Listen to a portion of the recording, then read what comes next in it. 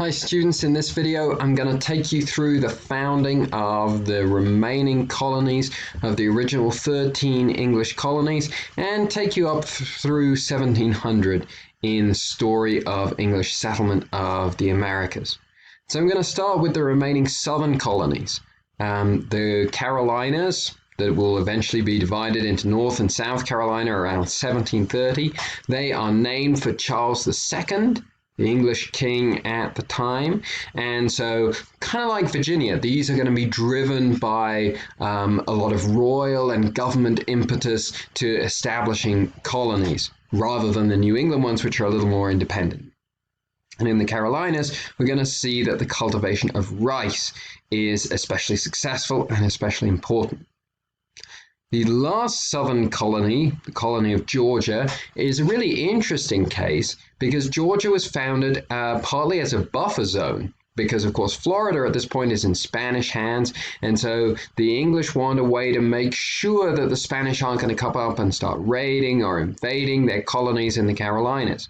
And so Georgia was supposed to be a buffer zone, and it was supposed to be a buffer zone of a penal colony. Then the English were going to send people there who had criminal records or people who were especially poor. Georgia is successful as a buffer zone. It prevents the Spanish in Florida from making any attacks on English colonies further to the north. It's not very successful as a penal colony. It wasn't intended to be penitential living there. It was supposed to be kind of like a common man's paradise, and all vices were supposed to be eliminated. But there are so many English people coming to the colonies now, it's such a draw that that ideal ends very quickly, and it becomes a colony that's producing rice and producing lumber and producing beef like a lot of other English colonies.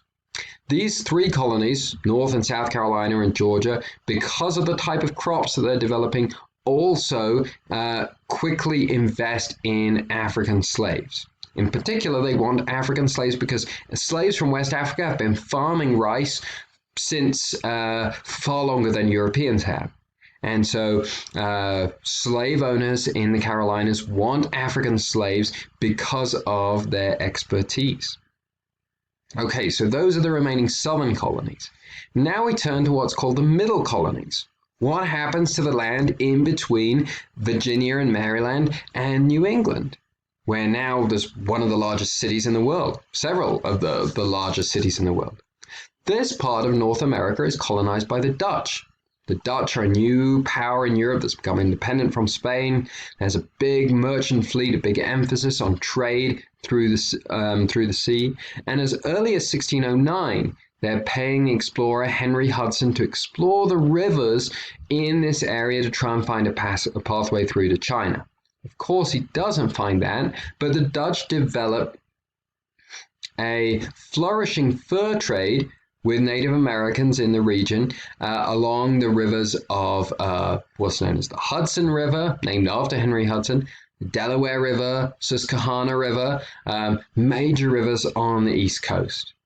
And eventually, in order to protect their fur trade from Indian attacks, they start to encourage more Dutch settlers to come and settle there as farmers.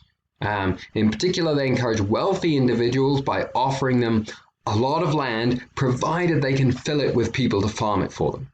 And so, again, it's kind of a feudal relationship where you have the wealthy settler who provides the land, who provides the tools, and then you have the poorer peasant settlers who go there and they don't have to pay any rent, but they have to farm the crops for the landowner. He gets first pick of the crops.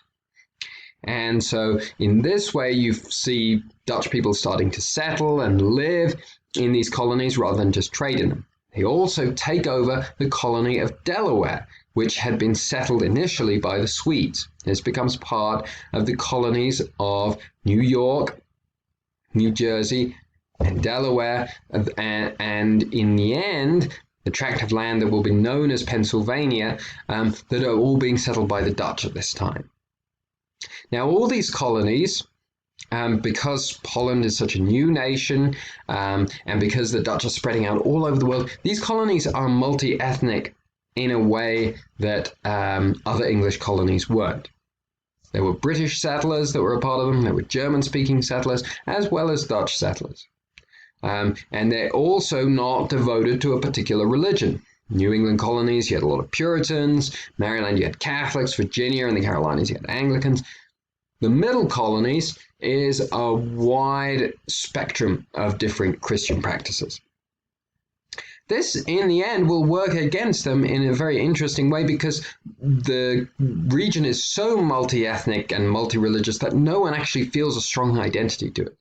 And so when the English decide to seize this land from the Dutch and join their colonies in the north with their colonies from the south, they meet with very little resistance. And so in 1664, the English capture and rename the New Netherlands as New York and New Jersey.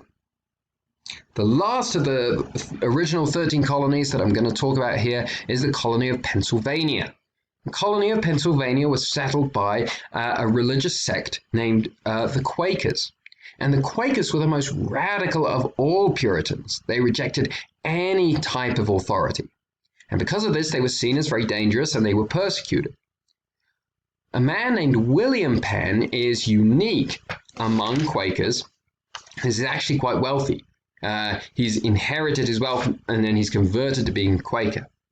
And part of his inheritance is a large tract of land in the middle colonies. That the king encourages him to settle and go there with your troublesome Quakers. And he does, and it becomes known as Pennsylvania. And there's this high ideal that this is going to be a colony of brotherly love, and so they name their first city Philadelphia, which is a Greek version of brotherly love. And the idea is that no one's going to be set over anyone else. You can have any religion you like. You can have any ethnicity you like. They're even going to treat Native Americans well. But as you might imagine, having zero authority in a society is also not a good recipe. And so we'll come back and talk about Pennsylvania more later. But suffice it to say that at the end of the first part of its history, it's a highly disorganized and chaotic colony.